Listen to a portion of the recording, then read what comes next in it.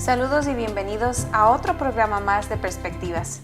En esta oportunidad se encuentra conmigo un invitado especial, quien va a estar hablándonos también de un tema bastante interesante. Y estoy hablando con el doctor Raúl Vila. Bienvenido, Raúl. Gracias, Teresa. Es un placer estar contigo y con la audiencia en este momento acá en Perspectivas. Raúl, tengo entendido que tú eres un médico internista, pero Es correcto.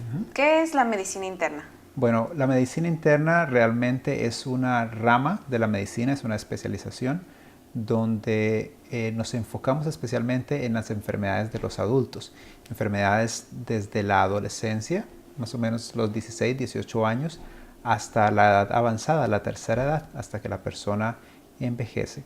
Entonces es un médico que se especializa en las enfermedades especialmente de adultos, tal como un pediatra es un médico especialista en las enfermedades de los niños, un internista es un especialista en enfermedades de adultos. Y es posible subespecializarse, así que un internista puede llegar a ser un cardiólogo o encargarse del corazón, o un nefrólogo encargarse especialmente de los riñones, o un gastroenterólogo encargarse especialmente de las vías digestivas. Pero medicina interna entonces es un compendio donde nos enfocamos especialmente en las enfermedades de adultos, enfermedades crónicas principalmente. Muy bien. Y siendo que tú ejerces tu profesión en la medicina interna, ¿cuáles son algunas de las enfermedades más frecuentes que te has encontrado?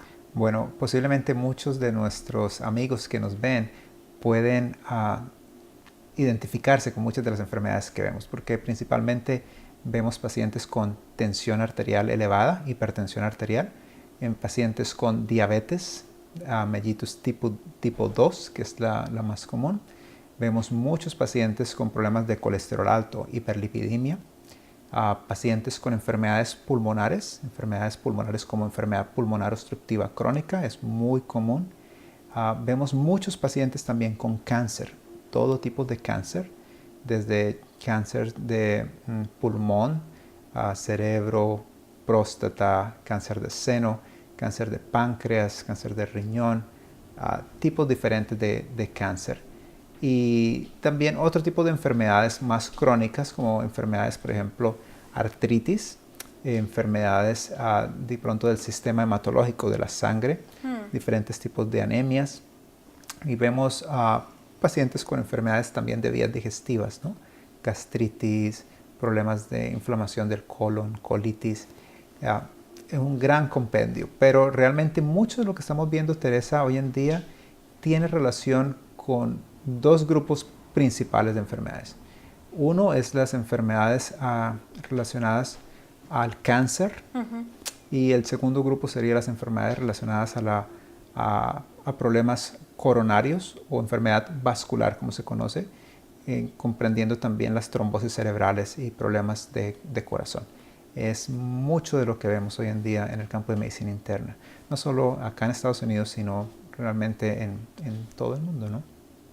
Y debido a estas enfermedades que son las que con frecuencia, digamos así, se están mirando, ¿hay alguna otra que sobresalga o que tú digas, realmente este es un problema que está afectando mucho a nuestra sociedad? Muy buena pregunta, porque hay algo que podemos ligar a muchas de estas enfermedades, y es el problema de la obesidad. La obesidad realmente hoy en día es casi una epidemia.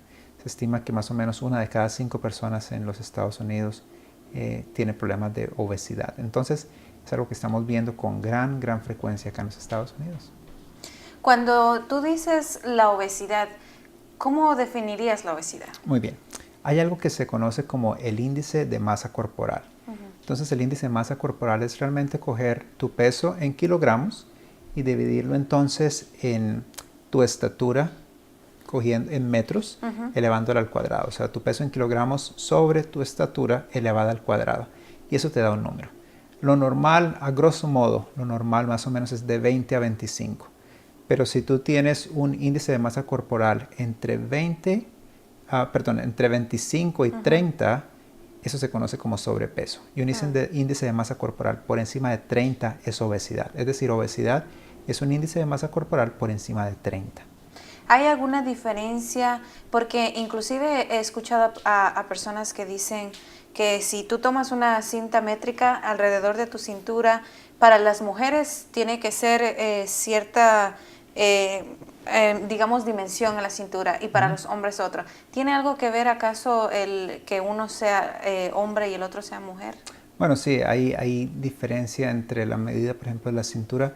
Ese es uno de los índices que usamos para definir cuando alguien tiene lo que se conoce como síndrome metabólico, que de pronto no sería el tema para ahorita, pero sí realmente es uno de los índices que se usan. Y lógicamente, pues usualmente es un poquito mayor en el caso de las mujeres. Pero en el caso de la obesidad, como te estaba comentando, realmente es algo que está de manera epidémica, ¿no? Y queríamos compartir con la audiencia estas de pronto imágenes del Centro de Control de Enfermedades de acá de Atlanta.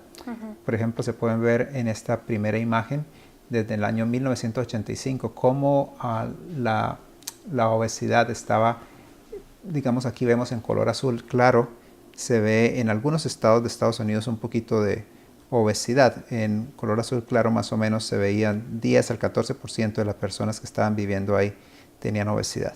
Pero como van viendo la progresión entonces de los años, ya por ejemplo para más o menos 1995, paramos acá, se ve que ya casi que la mitad del país está en color azul oscuro. Y si seguimos entonces más adelante, ya a finales del 2000, en principios del 2001, se empieza a ver ya algunos estados en color naranja donde más del 25% de la población era obesa.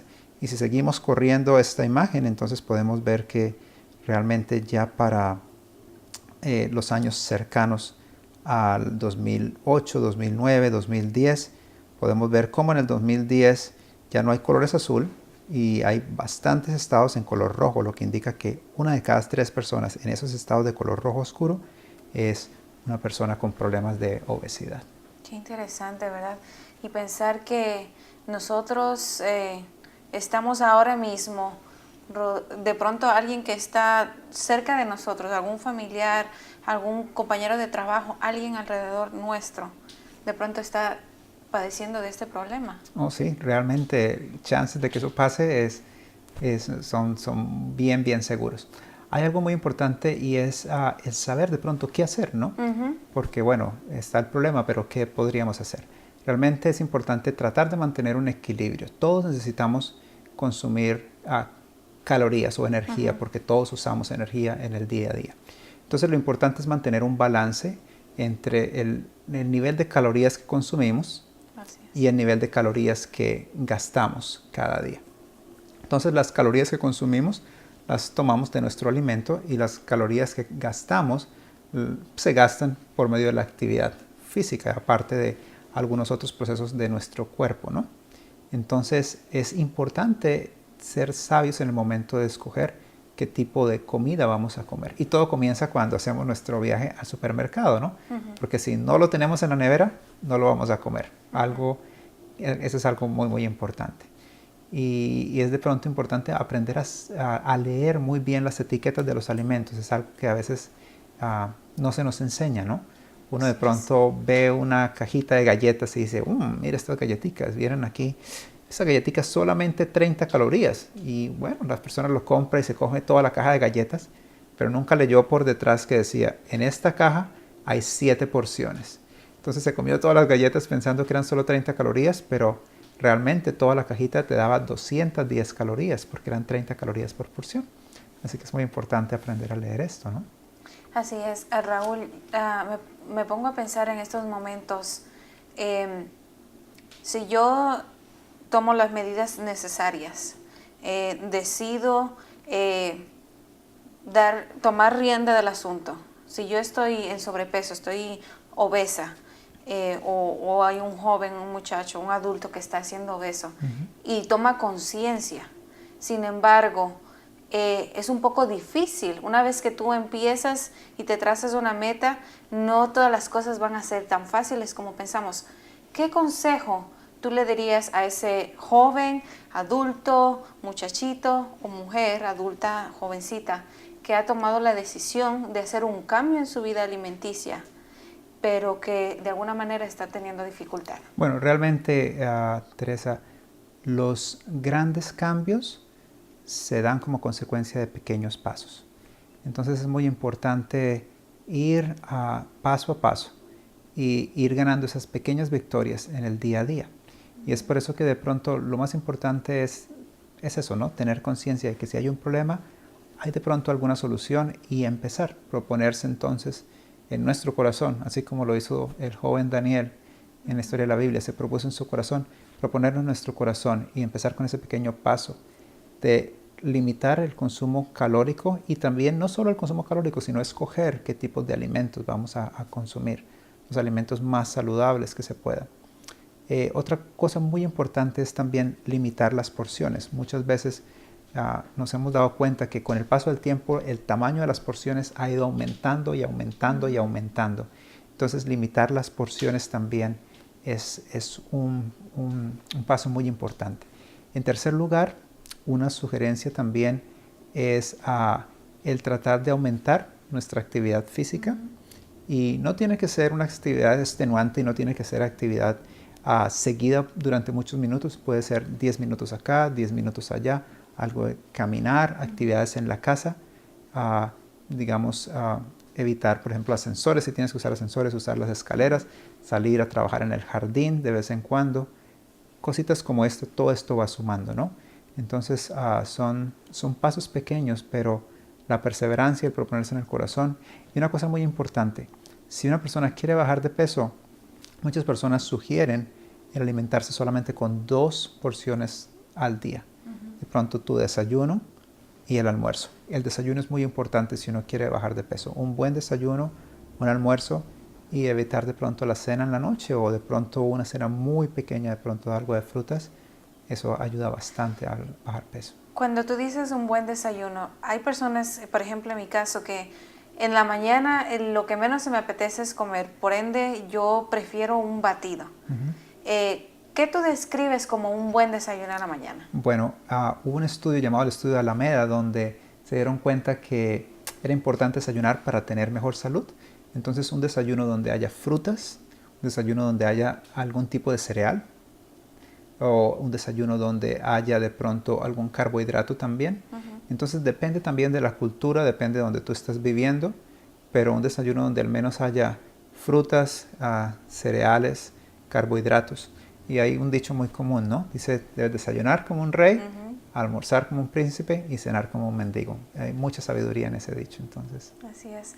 Raúl, hay algo que también se me viene a la mente y es la importancia que debemos de cuidar de este cuerpo que no nos pertenece, porque finalmente es templo del Espíritu Santo y le pertenece a Dios, ¿verdad? Así es, entre más salud tengamos, más podemos ayudarnos a nosotros mismos y ayudar a otros, ¿no? Dios nos puede usar de más grande forma, entonces es una manera bonita e importante también de tener ese pensamiento, ¿no? De que este es el templo de Dios y como templo, entre más lo cuidemos, mejor nos va a ir a nosotros y más Dios nos podrá usar, ¿no? Así es.